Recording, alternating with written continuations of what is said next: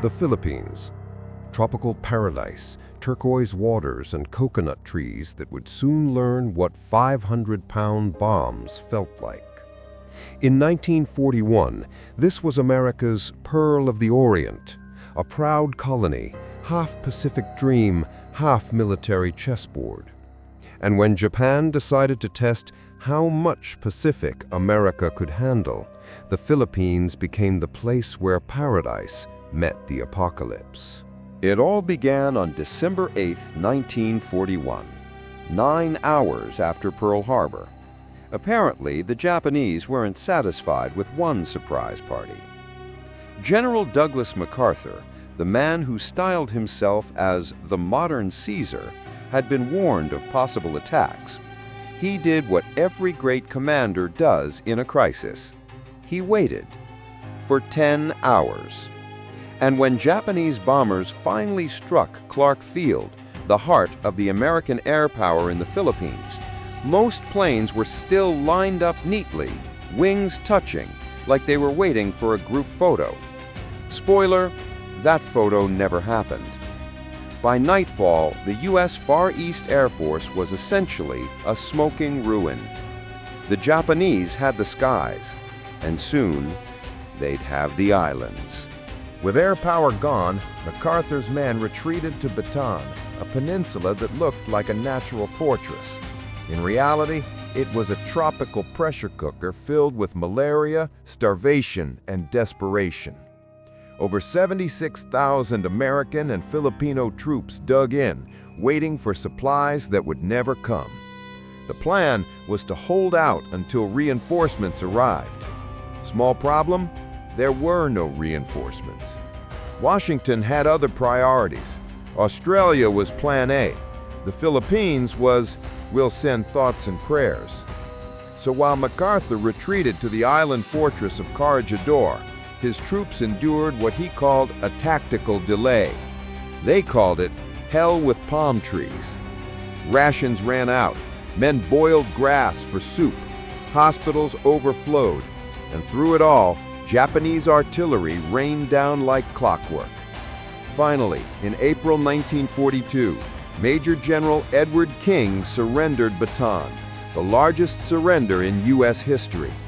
MacArthur, safely evacuated by order of Roosevelt, left behind a promise that would become legend. I shall return.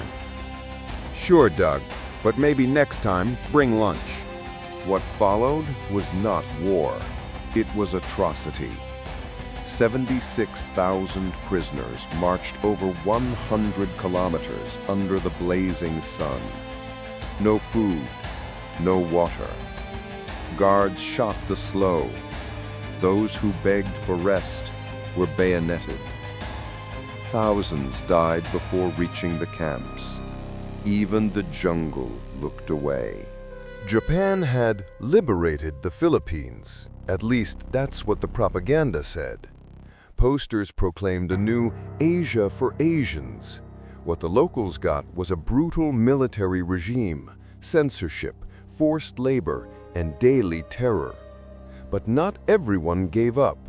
Across the mountains and islands, guerrilla units formed. Filipino farmers, escaped soldiers, even priests, all fighting with whatever they could find.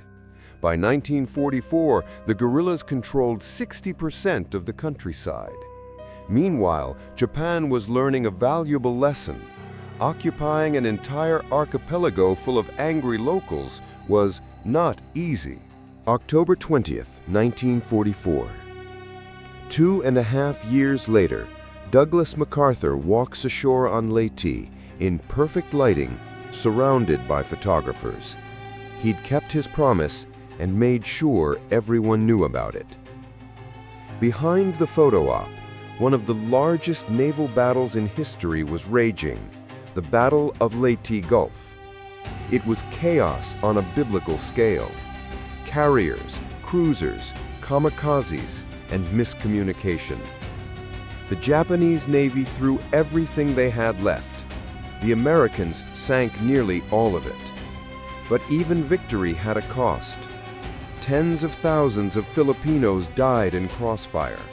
Cities were leveled. and Manila, once called the Pearl of the Orient, became a smoldering ruin. When the smoke cleared, 100,000 civilians were dead. Liberation had arrived, but so had annihilation. The Philippines was called paradise once, but war doesn't care about paradise. It only cares who writes the last line of the report. MacArthur wrote his, Japan lost theirs, and the islands, they're still writing theirs, wave after wave. Because in the end, paradise doesn't burn, it remembers.